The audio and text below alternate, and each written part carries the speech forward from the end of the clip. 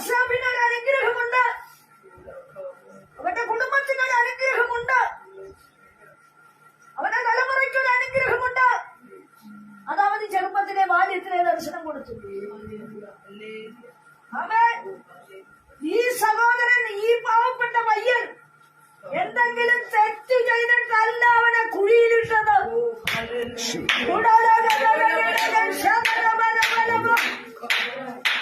രക്തം ക്ഷയമെടുക്കട്ടെ, അവനോടുള്ള അസൂയ മൂത്തിട്ട് അതെ നീ കണ്ട ദർശനം ശരിയാകുമോ എന്നറിയാൻ അവനെന്ന് വളരെ പരിശുദ്ധാത്മാവ് പറയുക.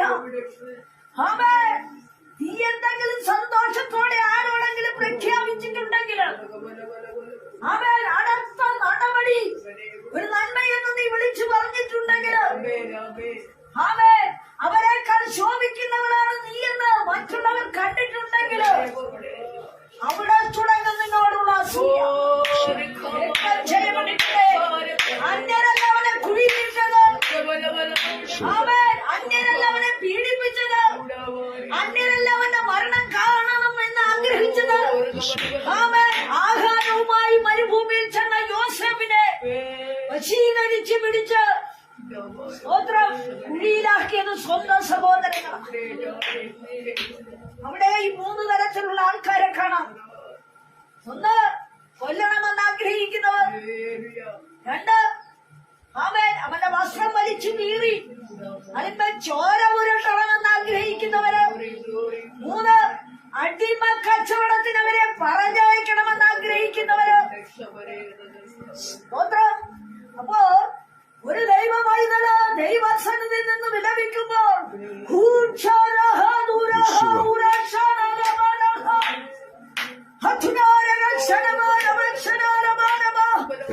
വിശ്വസിക്കാൻ നിനക്കൊരു കഷ്ടം, ഒരു കുഴി വന്നാല് നിന്റെ മേലുള്ള ദർശനത്തിന് സംഭവമില്ല.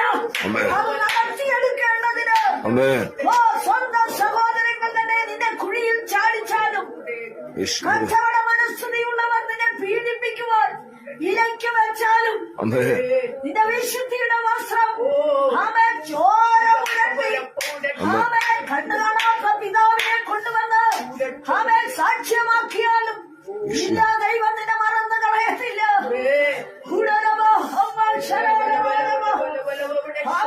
അവന്റെ ചങ്ങല, അവന്റെ കാലുകൾക്ക് ചങ്ങല ഇട്ട് വലിച്ചുകൊണ്ട് അടിമ വീട്ടിൽ കൊണ്ടുപോകുമ്പോൾ അവളെ ശത്രുവായ ഒരു അമ്മാമ എഴുന്നേക്കുക. വിശുദ്ധന്മാരെ വീഴിക്കാൻ ചില അമ്മമാരിങ്ങനെ ഉണ്ട്. അല്ല, ശുശ്രൂഷയുള്ള ദൈവദാസന്മാരെ ചില അമ്മാമ്മമാർക്കാണ് ഇഷ്ടം. ഇതൊക്കെ എനിക്ക് ഒത്തിരി അറിയാം.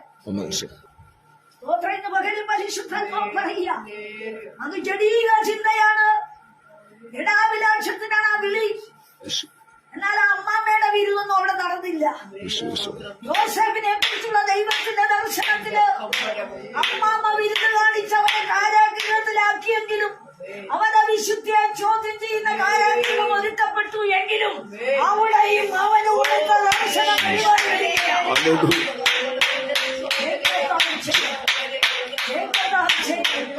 യേശുവിന്റെ നാമത്തിൽ ക്ഷയമെടുക്കട്ടെ.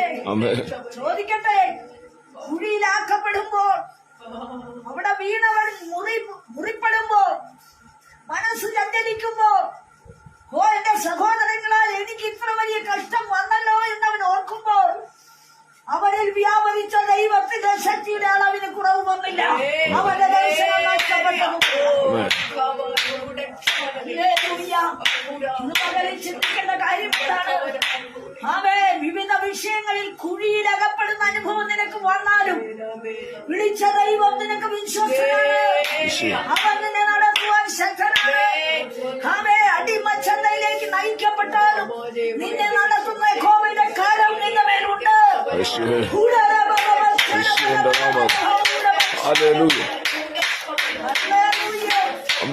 ചോദ്യമിടുന്ന കാരാഗൃഹം, അടച്ചു കളയുന്ന കാരാഗൃഹം, ഒതുക്കിക്കളയുന്ന കാരാഗൃഹം, ബന്ധിക്കപ്പെടുന്ന കാരാഗൃഹം, സ്വാതന്ത്ര്യം നഷ്ടപ്പെടുന്ന കാരാഗൃഹം, ആ അവസ്ഥയിൽ നിന്റെ കുടുംബത്തിൽ നീ ആയാൽ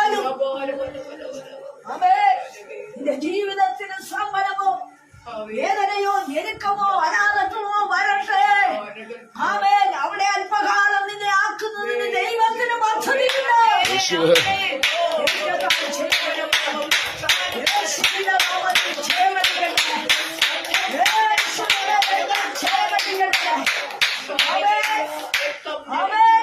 എന്റെ ആത്മാവ് എന്റെ ഉള്ളിൽ വിഷാദിച്ചിരിക്കുമ്പോൾ നീ എന്റെ പാതയെ അറിയുന്നു.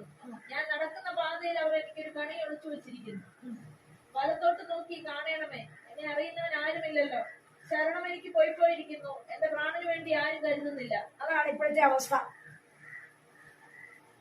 അവൻ എന്റെ ആത്മാവ് എന്റെ ഉള്ളിൽ വിഷാദിച്ചിരിക്കുക. അവൻ ഒരു വ്യക്തിയുടെ ആത്മാവിന്റെ ഉള്ളിലെ നിരാശ, ഉള്ളിലെ വേദന, ഉള്ളിലെ സങ്കടം, അവൻ ഞരക്കം ഉള്ളതുപോലെ അറിയുന്ന സ്വർഗം. ദൈവം പറയുക, അത് എനിക്കറിയാം കുഞ്ഞെ. നിന്റെ ജീവിതത്തിൽ വന്നു കിടക്കുന്ന വീഴ്ചയെ എനിക്കറിയാം. അവൻ നിന്റെ ജീവിതത്തിന്റെ തടസ്സം എനിക്കറിയാം. അവൻ എന്റെ ആത്മാവ് എന്റെ ഉള്ളിൽ, നിന്റെ ഉള്ളിലെ ഞരക്കം മറ്റൊരു വ്യക്തിക്ക് അറിവില്ല. നിന്റെ കുടുംബത്തിന്റെ അവസ്ഥ മറ്റൊരു വ്യക്തിക്ക് അറിവില്ല. നിന്റെ അനുഭവത്തിന്റെ പാളിച്ചകൾ മറ്റൊരാൾക്ക് അറിവില്ല. എന്നാൽ ഉള്ളതുപോലെ അറിയുന്ന ദൈവമാണ് ഇന്ന് പകലിൽ സംസാരിക്കുന്നത്. അവനിൽ വിശ്വസിക്കുന്ന, അവനിൽ ആശ്രയിക്കുന്ന, അവനെ ആഗ്രഹിക്കുന്ന, അവന്റെ ഹിതത്തിനായി ഓടുന്ന, ആമേൻ, അവന്റേതായ ആമേൻ നിയമത്തിന്റെ മുമ്പിൽ ഉറപ്പുള്ള, ആമേൻ അവനെ പൂർണ്ണമായി പിൻപറ്റുവാൻ അറിയുവാൻ, ആമേൻ അവനെ മനസ്സിലാക്കുവാനുള്ള കൃപയ്ക്കായി ഈ ദിവസങ്ങൾ ജാഗരിക്കേണ്ടത് ആവശ്യം. ഏറ്റവും ജയമെടുക്കട്ടെ, ഏറ്റവും ജയമെടുക്കട്ടെ. ഒന്ന് അറിഞ്ഞു, സങ്കീർത്തനക്കാരൻ പറയുക, എന്റെ ഉള്ളിൽ എന്റെ ആത്മാവിൽ നിന്ന് ഞരങ്ങുന്നു നീ അറിഞ്ഞു കർത്താവേ. അപ്പോ നിന്നെ ഉള്ളതുപോലെ അറിഞ്ഞ കർത്താവിനെ നിനക്കും അറിയാം. അവൻ ഏത് രൂപത്തിന്റെ അറിവ്? അവൻ വിശ്വാസത്തിന്റെ അനുഭവത്തിൽ നീ അവനെ മനസ്സിലാക്കിയതാ. പലവിധ അത്ഭുതങ്ങളും അടയാളങ്ങളും നടന്നത് കണ്ട് മനസ്സിലാക്കിയതാ അവൻ. എന്നാൽ ഇന്ന് എനിക്കൊരു അത്ഭുതം ഇല്ലേ?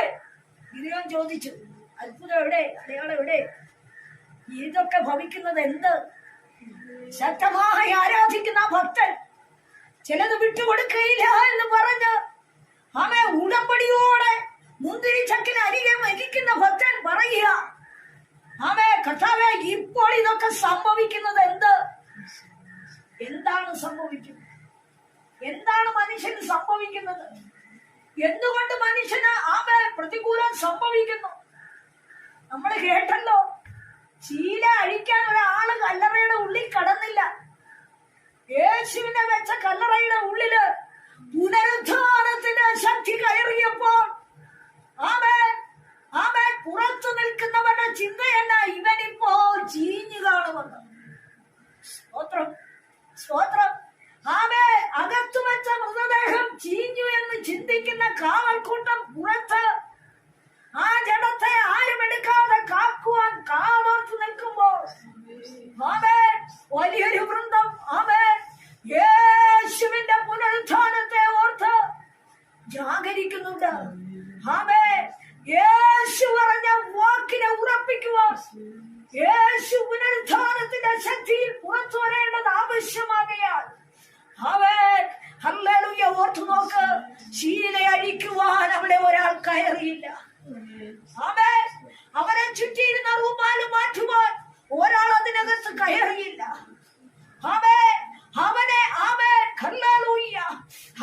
അവനെ പൂർണ്ണനായി എഴുന്നേൽപ്പിക്കുവാൻ, അവനെ ശക്തിയോടെ ഉണർത്തുവാൻ, അല്ലെങ്കിൽ തട്ടി വിളിക്കുവാൻ ഒരാൾ അവിടെ കയറിയില്ല. പിന്നെയോ ആരാണെന്നുള്ളത് വെളിപ്പെടത്തക്കവണ്ണം, അവൻ പറഞ്ഞത് ശരിയോ എന്ന് വെളിപ്പെടത്തക്കവണ്ണം, അവൻ ഭൂതലത്തിൽ വ്യാപരിച്ച് അത്ഭുതം അടയാളം ചെയ്തത് ശരിയോ എന്ന് വരത്തക്കവണ്ണം അവൻ പറഞ്ഞതുപോലെ കാരസ്ഥനായ പരിശുദ്ധാത്മാവ് കല്ലറയ്ക്കുള്ളിൽ ഇറങ്ങി. അതിനൊരു മാധ്യമം വേണ്ടായിരുന്നു. നമുക്കറിയാമല്ലോ, കല്ലുരുട്ടി മാറ്റുവാൻ ഒരു മാധ്യമം അവിടെ വന്നില്ല. ആരുടെയെങ്കിലും ശക്തി പ്രയോഗം അവിടെ നടന്നില്ല. ഇന്ന് പകൽ നീ ചിന്തിക്കരുത്. നിനക്കറിയാം എന്ത്? കർത്താവ് ഉയർത്തതാണ് സത്യം.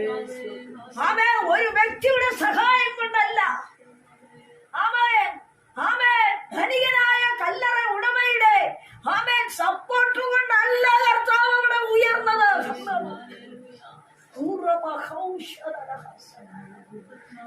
ജയമെടുക്കട്ടെ. ഇന്ന് പകൽ ഓർക്ക് ഹല്ലേലൂയ.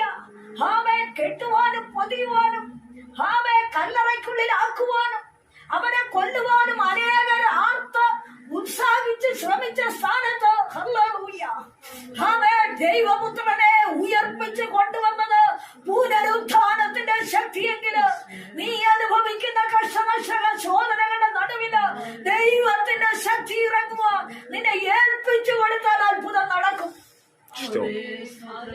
ഏറ്റവും ജയമെടുക്കട്ടെ, ഏറ്റവും ജയമെടുക്കട്ടെ, ഏറ്റവും ജയമെടുക്കട്ടെ. യേശുവിന്റെ നാമത്തിൽ ജയമെടുക്കട്ടെ. ആമേൻ. ഇന്ന് പകൽക്കാലം പരിശുദ്ധാത്മാവ് ആലോചനയായി പറയുക, തടഞ്ഞു വച്ചിരിക്കുന്ന ചില അനുഭവങ്ങളെ തരുവാൻ അവൻ കൽപ്പിച്ചുകൊണ്ട് കോവിഡ് കരം നിനക്ക് വേണ്ടി വല്ലവസം നടത്തുവാൻ ആഗ്രഹിക്കുമ്പോൾ ഏറ്റവും ജയമെടുക്കട്ടെ. എഴുന്നേറ്റ് വന്നേ, ഒന്ന് അല്പസ്വരം മുട്ടരിവന്നേ. സ്തോത്രം. യേശുവിന്റെ നാമം, യേശുവിന്റെ നാമത്തിൽ തട്ടി വീഴുവാൻ തക്കവണ്ണം, തകർത്ത് കളയുവാൻ തക്കവണ്ണം ആമേൻ തരികയില്ലെന്ന് വാദിച്ച അനുഭവങ്ങളും തളർത്തിക്കളയുന്ന വാഗ്വാദങ്ങളും നിനക്കെതിരെ വെല്ലുവിളിയായി നിന്റെ കുടുംബത്തിൽ തന്നെ പോരാടി ആമേൻ നിനക്ക് ഒരു വിധേയം രക്ഷപ്പെടുവാൻ കഴിവില്ലാത്ത അവസ്ഥയെ നിന്നെ ആടി ചോദിക്കൊണ്ടിരിക്കുമ്പോൾ ഈ ദിവസങ്ങൾ നീ ആരെന്ന് വെളിപ്പെട്ടു വരേണ്ടത് ആവശ്യമാകിയാൽ